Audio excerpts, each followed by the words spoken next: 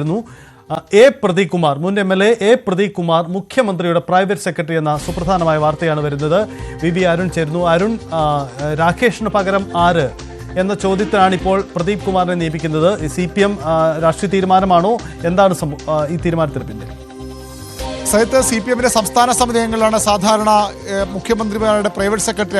CPM ഭരിക്കുമ്പോൾ, ഇടതുകൊണ്ട് ഭരിക്കുമ്പോൾ private secretary സ്ഥാനത്തേക്ക് വരിക. KK രാഗേഷ് സംസ്ഥാന സെക്രട്ടറിയിലേക്ക് തിരഞ്ഞെടുക്കുമ്പോഴാണ് ഒഴിവ് വന്നത്. അവിടെ ആര് വരുമെന്ന കാര്യത്തിൽ വലിയ അനിശ്ചിതത്വങ്ങൾ പുറത്തുണ്ടായിരുന്നു. പക്ഷേ മുഖ്യമന്ത്രി 2 തവണ അദ്ദേഹത്തോട് വാർത്താസമ്മേളനം ചോദിക്കുമ്പോഴും ഉടൻ വരും, നിങ്ങൾ കാത്തിരിക്കൂ എന്നുള്ള മറുപടിയാണ് പറഞ്ഞത്. ഇപ്പോൾ എ പ്രദീപ് കുമാറിനെ, CPMന്റെ പ്രധാനപ്പെട്ട നേതാക്കളിൽ ഒരാളായ എ പ്രദീപ് കുമാറിനെ, കോഴിക്കോട്ടെ ഏറ്റവും പ്രധാനപ്പെട്ട നേതാവാണ് അദ്ദേഹം, ജില്ലാ സെക്രട്ടറി ആകുന്ന തരത്തിലുള്ള സൂചനകളൊക്കെ ഉണ്ടായിരുന്നു. 3 തവണ കോഴിക്കോട് നോർത്തിൽ നിന്ന് തുടർച്ചയായി 3 തവണ MLA ആളാണ്. DYFIയുടെ സംസ്ഥാന സെക്രട്ടറി ആയിരുന്നു. സംസ്ഥാനത്തെ ഒരു സമയത്ത് യുവതലമുറ എന്ന് പറയാവുന്ന ഏറ്റവും പ്രധാനപ്പെട്ട നേതാക്കളിൽ ഒരാളായിരുന്നു എ പ്രദീപ് കുമാർ. പലതവണ മന്ത്രിയാകുമെന്നൊക്കെ ഉള്ള പ്രതീക്ഷ ഉയർന്നു വന്ന നേതാവ് കൂടിയാണ് പ്രദീപ് കുമാർ. കോഴിക്കോട്ടെ ഏറ്റവും ജനകീയ മുഖങ്ങളിലൊന്ന്, CPMനെ എടുത്തു കാട്ടാവുന്ന ജനകീയ മുഖങ്ങളിൽ ഒന്നായ നേതാവ്. അദ്ദേഹം മുഖ്യമന്ത്രിയുടെ ഓഫീസിലേക്ക് വരികയാണ്. 1 വർഷത്തിൽ താഴെയാണ് ഇനി സർക്കാരിന് കാലാവധി ഉള്ളത്. മുഖ്യമന്ത്രിയുടെ ഓഫീസിനെതിരെ നിരവധി ആരോപണങ്ങൾ, അതൃപ്തികളുണ്ട്. പാർട്ടിക്കുള്ളിൽ തന്നെ മുഖ്യമന്ത്രിയുടെ ഓഫീസ് പാർട്ടി സാധാരണക്കാർക്ക് മാത്രമല്ല പാർട്ടിക്കാർക്കും അപ്രാപ്യമായി മാറുന്നു. ഈ MV ജയരാജൻ ഉള്ള സമയത്ത് വളരെ കൃത്യമായ തീരുമാനങ്ങളെടുത്ത് വിഷയങ്ങൾ ഇടപെട്ട് പോയിരുന്ന ഒരു ഓഫീസായിരുന്നു. പക്ഷേ അതിനുശേഷം അത്തരം ഒരു ഓഫീസായി മാറാൻ അതിന് കഴിഞ്ഞില്ല എന്ന വിമർശനം ശക്തമായിരുന്നു. പാർട്ടി സമ്മേളനങ്ങളടക്കം അത്തരം വിമർശനങ്ങൾ ഉയർന്നു വന്നിരുന്നു. ഇപ്പോൾ അവിടെ പരിചയസമ്പന്നനായ ഒരു നേതാവിനെ, അതും ജനകീയ മുഖമുള്ള ഒരു നേതാവിനെ, സാധാരണക്കാരോടൊക്കെ വളരെ നന്നായി ഇടപെടാൻ കഴിയുന്ന ഒരാളെന്ന നിലയിൽ കൂടി പേരുള്ള ഒരു നേതാവിനെ കൊണ്ടുവരികയാണ് CPM മുഖ്യമന്ത്രി ഓഫീസിലേക്ക്.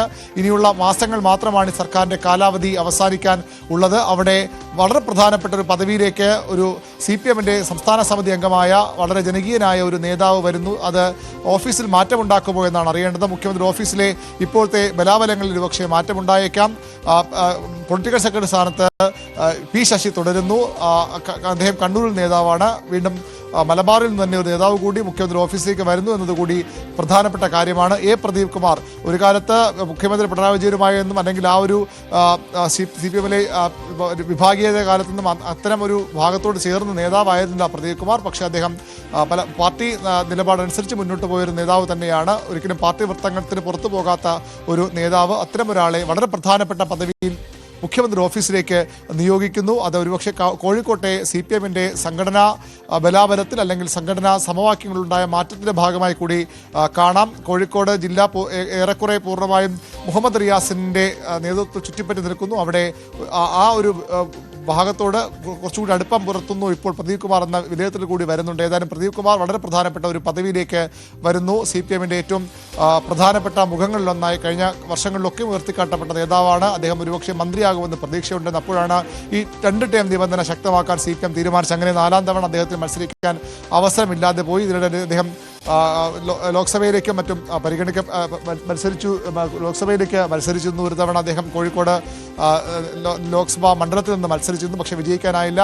ശക്തമായ പോരാട്ടം ഉണ്ടാകുമെന്നൊരു പ്രതീതി ഉയർത്തിയെങ്കിലും കെ രാഘവനോട് പരാജയപ്പെടുകയായിരുന്നു. ഏതായാലും പ്രദീപ് കുമാർ CPMന്റെ മുഖ്യമന്ത്രിയുടെ ഓഫീസിലേക്ക് എത്തുകയാണ്. വളരെ പ്രധാനപ്പെട്ട ഒരു മാറ്റമായി കൂടി കാണുന്നു. മുഖം മിനുക്കാനുള്ള മുഖ്യമന്ത്രിയുടെ ഓഫീസിന്റെ ശ്രമങ്ങളുടെ ഭാഗമായി കൂടി ഇതിനെ വിലയിരുത്തിയാൽ അത്ഭുതപ്പെടാനില്ല.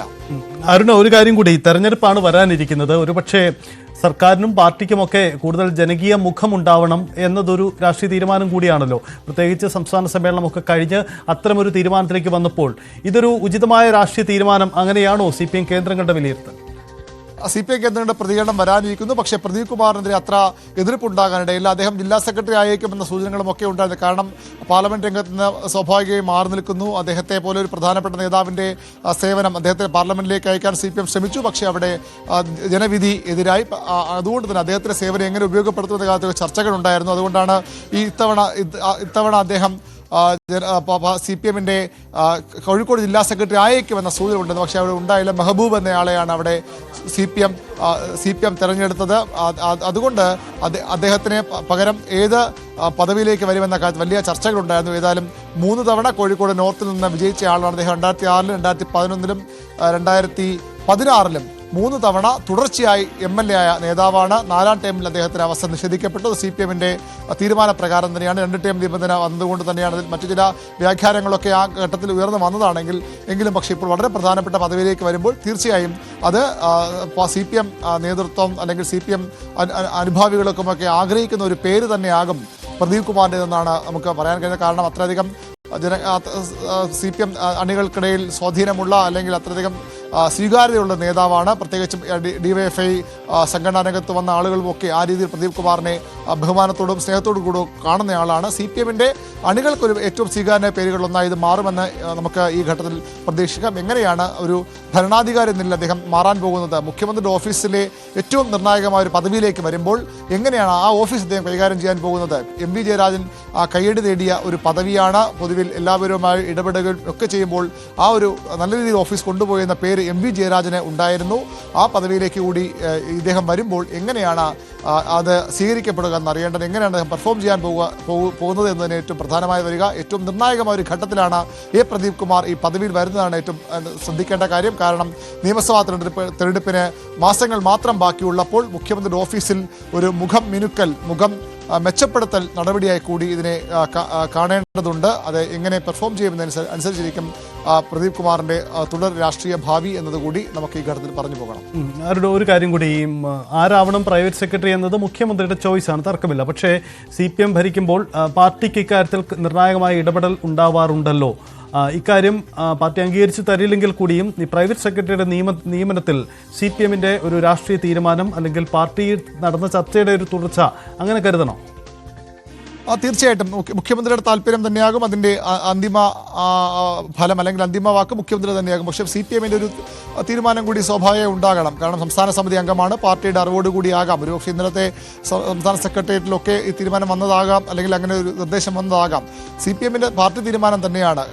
നേരത്തെ MV ഗോവിന്ദനൊക്കെ അത് പാർട്ടി തീരുമാനിക്കേണ്ട കാര്യമല്ല, മുഖ്യമന്ത്രി തീരുമാനിക്കട്ടെ എന്ന് പറയുമ്പോഴും അങ്ങനെയല്ല അതിൻ്റെ വസ്തുത. പാർട്ടി തന്നെയാണ് തീരുമാനിക്കേണ്ടത് മുഖ്യമന്ത്രിയുടെ പ്രൈവറ്റ് സെക്രട്ടറി ആരാകണമെന്ന്. അല്ലെങ്കിൽ ഏതെങ്കിലും ഉദ്യോഗസ്ഥർ, നേരത്തെ മോഹനെ കവച്ചതുപോലെ ഉദ്യോഗസ്ഥരെ ആ പദവിയിലേക്ക് കൊണ്ടുവരാം. പക്ഷേ CPM-ന്റെ നേതാവാണ് ആ സ്ഥാനത്തേക്ക് വരുന്നതെങ്കിൽ പാർട്ടി തന്നെ തീരുമാനിക്കണം. പാർട്ടിയുടെ അനുമതി വേണം. മുഖ്യമന്ത്രിയുടെ താല്പര്യപ്രകാരമാണെങ്കിൽ പോലും CPM-ന്റെ സംസ്ഥാന സെക്രട്ടേറിയറ്റിൻ്റെങ്കിലും അനുമതി അതിന് വേണമെന്നുള്ളത് വസ്തുതയാണ്. പിന്നീട് സംസ്ഥാന സമിതി തീരുമാനം അംഗീകരിച്ചാൽ മതിയാകും. പാർട്ടി അറിഞ്ഞുകൊണ്ടുള്ള തീരുമാനം തന്നെയാണ്, മുഖ്യമന്ത്രിയുടെ താല്പര്യം തന്നെയാണ്.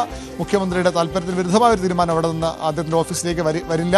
അവിടെ മുഖ്യമന്ത്രിയുടെ താല്പര്യപ്രകാരം പാർട്ടിയുടെ അനുമതിയോടുകൂടി തന്നെയാണ് പ്രദീപ് കുമാർ വരുന്നത്. അതുകൊണ്ട് തന്നെയാണ് അദ്ദേഹം CPM-ന്റെ നേതൃത്വത്തിന് ഒന്നുകൂടി സ്വീകാരനായി. നേരത്തെ അദ്ദേഹം CPM വേണ്ടപ്പെട്ട നേതാവ് തന്നെയായിരുന്നു. പക്ഷേ കുറച്ചുകൂടി സ്വീകാര്യത അദ്ദേഹത്തിന് ഉണ്ടാകുന്നു എന്ന് തന്നെ ഈ തീരുമാനത്തെ ആ രീതിയിൽ തന്നെ നമുക്ക് കാണേണ്ടി വരും.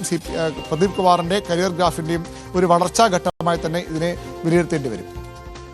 യെസ്, അതാണ് സാഹചര്യം. എന്തായാലും മുഖ്യമന്ത്രിക്ക് പുതിയ പ്രൈവറ്റ് സെക്രട്ടറി നിയമിക്കുന്നു. പ്രദീപ് കുമാർ, മുൻ MLA, കോഴിക്കോട് നിന്നും പ്രദീപ് കുമാർ പ്രൈവറ്റ് സെക്രട്ടറി ആവും.